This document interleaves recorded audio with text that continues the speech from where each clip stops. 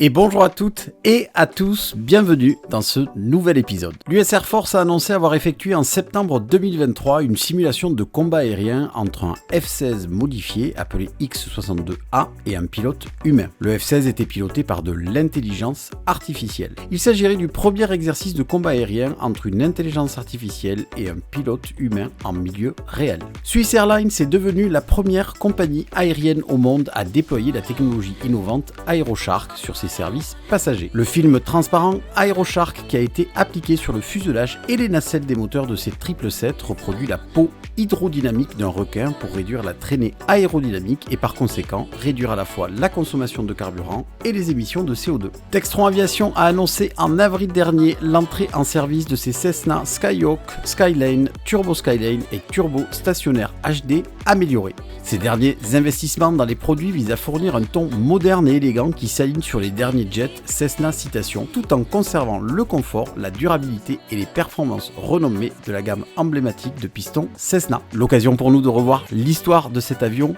iconique. Je vous souhaite un excellent épisode.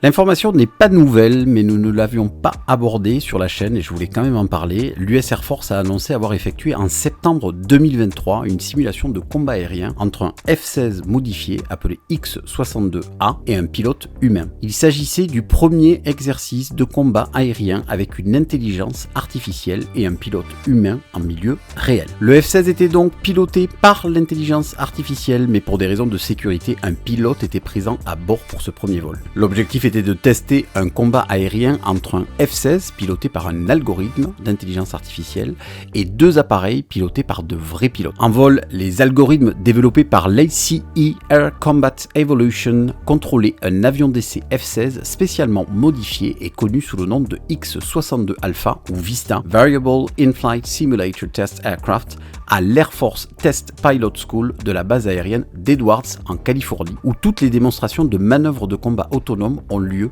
depuis 2023 et se poursuivent en 2024. Le programme ACE de la DARPA Air Combat Evolution cherche à accroître la confiance dans l'autonomie de combat en utilisant les combats aériens collaboratifs homme-machine. Cela sert également de point d'entrée dans une collaboration homme-machine complexe. ACE appliquera les technologies d'intelligence artificielle existantes aux problèmes de combat aérien dans le cadre d'expériences d'un réalisme qui sera croissant. Enfin, le programme étendra l'application tactique des combats aériens autonomes à des scénarios simulés au niveau opérationnel de plus en plus complexes, hétérogènes, avec de multiples avions informés par des données en direct. L'idée est simple, dans un futur théâtre de combat, un seul pilote humain pourrait augmenter sa capacité de frappe en orchestrant efficacement plusieurs avions de combat autonomes sans pilote à partir d'un avion piloté. Cela fait passer le rôle de l'humain d'opérateur de plateforme unique à celui de commandant de mission. En particulier, le programme ACE vise à offrir une capacité permettant à un pilote de participer à une mission de commandement aérien plus large et plus globale pendant que son avion et ses systèmes sans pilote associés sont engagés dans des tactiques individuelles.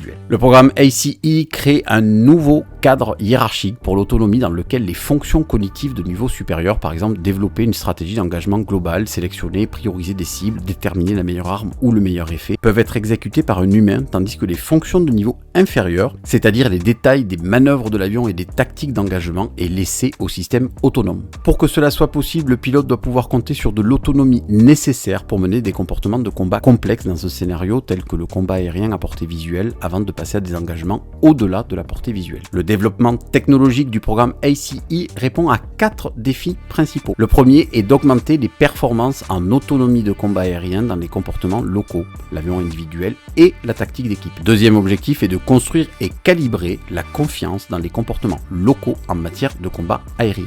Le troisième objectif, adapter les performances et la confiance aux comportements mondiaux, c'est-à-dire dans un environnement multi-avions et hétérogène. Enfin, le quatrième objectif est de construire une infrastructure pour des expériences de combat aérien à très grande échelle. Nous l'avions vu dans une précédente vidéo, notamment avec Reliable Robotics qui avait effectué un vol quasiment autonome, mais les vols autonomes n'en sont qu'à leur balbutiement. Ce programme ici est plus qu'un vol autonome qui est testé, ce sont des appareils qui pourront, avec l'intelligence artificielle, faire bien plus qu'un vol programmé de point à point, notamment en déterminant différentes stratégies de combat. Dans de prochaines vidéos, nous verrons aussi comment l'intelligence artificielle viendra bouleverser les cockpits et le contrôle aérien dans les prochaines années. Swiss Airlines est devenue la première compagnie aérienne au monde à déployer la technologie innovante AeroShark sur ses services passagers. Le film transparent AeroShark qui a été appliqué sur le fuselage et les nacelles des moteurs de ces Boeing 777 reproduit la peau hydrodynamique d'un requin pour réduire la traînée aérodynamique et par conséquent réduire à la fois la consommation de carburant et les émissions de dioxyde de carbone. Swiss a annoncé que les travaux de pose de ce film transparent sont terminés. En effet, les 12 Boeing 777-300ER de Swiss Airlines sont à présent tous dotés du film innovant Riblet, co-développé par Lufthansa Technik et le fabricant de produits chimiques et de revêtements BASF. Ce film a été appliqué sur les fuselages et les nacelles des moteurs. En utilisant simplement la technologie de la peau de requin, la flotte mondiale d'avions long courrier pourrait économiser près de 5 millions de tonnes de kérosène par an. BASF, le principal fabricant mondial de produits chimiques et de revêtements, et Lufthansa Technik ont développé une technologie biomimétique fonctionnelle, un film avec une texture nervurée à peine perceptible composée de petites protubérances, les riblets. Dimensionné en patch pour une application facile et ciblée, le film contient des millions de ces nervures en forme de prisme, chacune mesurant 50 micromètres de haut. Swiss Airlines a aussi participé au développement de ce film puisqu'à l'été 2021, les performances aérodynamiques d'une aile d'un Boeing 777 ont été enregistrées avec précision tout au long d'un vol régulier Suisse-Zurich-San Francisco. Les données collectées ont permis à Lufthansa Technik de concevoir des modèles de simulation de flux d'air en 3D de haute précision qui ont été utilisés pour développer le film Riblet AeroShark appliqué sur les ailes du Boeing 777. Appliqués aux avions d'une manière spécifique et alignés avec le flux d'air, les riblets permettent d'obtenir des gains d'efficacité grâce à une friction réduite, similaire à ceux de leurs homologues naturels, et peuvent également améliorer la portance s'ils sont fixés sous les ailes. Ce film est extrêmement résistant, en effet il résiste aux changements de température importants, aux différences de pression et de rayonnement ultraviolet à des niveaux de vol élevés. La réduction significative de la traînée aérodynamique qui en résulte rend la flotte de 777 plus économe en carburant, ce qui réduira considérablement davantage les émissions de dioxyde de carbone. En appliquant au total 950 m² de film nervuré AeroShark sur les surfaces du fuselage et des nacelles des moteurs d'un 777, Swiss estime pouvoir réaliser une économie de carburant d'environ 1,1%. Ce qui pourrait permettre à la compagnie de réduire sa consommation annuelle de carburant de plus de 4800 tonnes et les émissions annuelles totales de dioxyde de carbone de leur flotte de 777 jusqu'à 15 200 tonnes, soit la quantité émise respectivement par quelques 87 vols long courrier de Zurich à Mumbai. Sous réserve de l'autorisation de l'EASA, Swiss envisage d'élargir la pose de ce film à d'autres longs et moyens courriers. 1,1% d'économie de carburant, ça paraît peu, mais n'oublions pas que les petits ruisseaux font parfois de grandes rivières.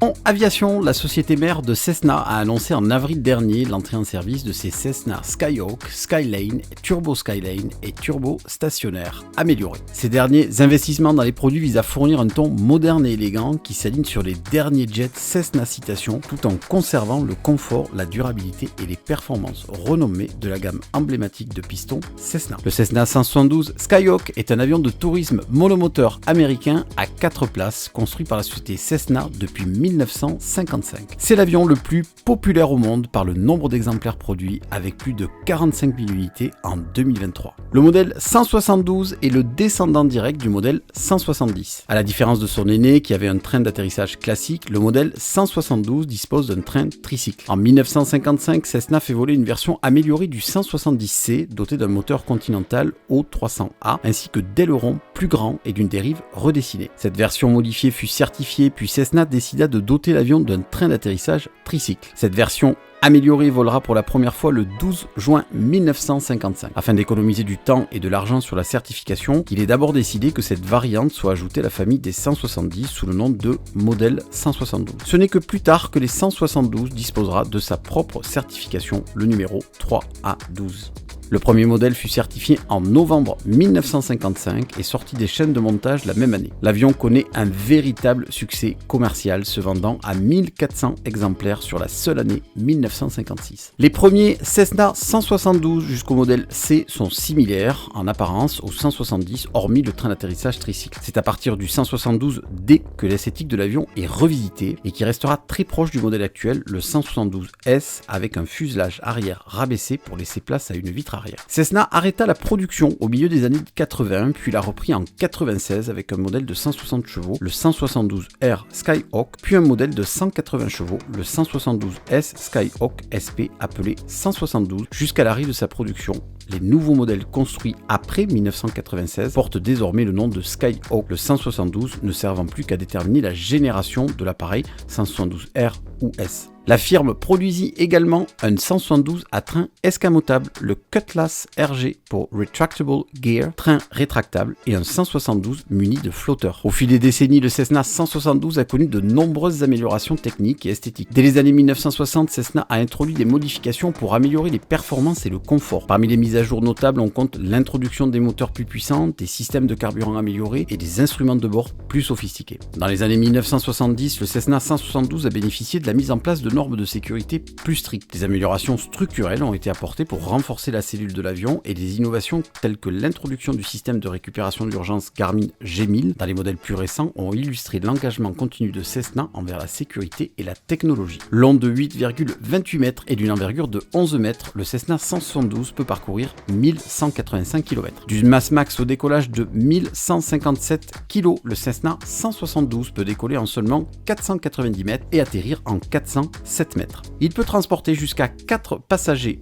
dont le pilote, à une vitesse de 200 km/h ou 107 nœuds. En 2024, Cessna poursuit les améliorations de son best-seller. Les nouveaux aménagements intérieurs comprennent de tout nouveaux sièges confortables avec un soutien et un rembourrage supplémentaire, des prises de casque électriques à chaque siège, tableau de bord élégant et noir, des ports de chargement USB A et C à chaque siège, des poches latérales et poches pour téléphone portable judicieusement placées dans tout l'avion, de la climatisation aérienne intégrée sur les avions équipés et un nouvel accoudoir central disponible sur certains modèles. En ce qui concerne l'extérieur, les propriétaires peuvent choisir parmi une variété de nouveaux aménagements extérieurs modernes qui correspondent à leurs préférences. Le Cessna 172 est toujours en production aujourd'hui, plus de 6 décennies après son lancement. Avec plus de 45 000 unités produites, il détient le record de l'avion le plus fabriqué de tous les temps. Ce succès durable est attribuable à la capacité de Cessna à adapter le Skyhawk aux besoins changeants des pilotes et à intégrer les avancées technologiques sans compromettre les qualités fondamentales qui ont fait sa renommée. Les modèles modernes de Cessna 172 sont équipés de systèmes avioniques avancés incluant des écrans multifonctions, des systèmes de navigation GPS et des dispositifs de communication modernes. Ces innovations font du Skyhawk un outil de formation idéal pour les pilotes de demain tout en restant une machine fiable pour les passionnés de vol de loisirs. L'impact du Cessna 172 sur l'aviation générale est indéniable. Il a formé des générations de pilotes servis dans des missions variées allant de la surveillance aérienne à l'aviation civile et a été un témoin des évolutions technologiques de l'aviation légère. Le Cessna 172 représente une fusion réussie de tradition et d'innovation, continuant de voler dans les cieux du monde entier avec une fiabilité inégalée. En somme, le Cessna 172 n'est pas seulement un avion, c'est une légende vivante de l'aéronautique, incarnant l'esprit d'exploration et de liberté qui est au cœur du vol.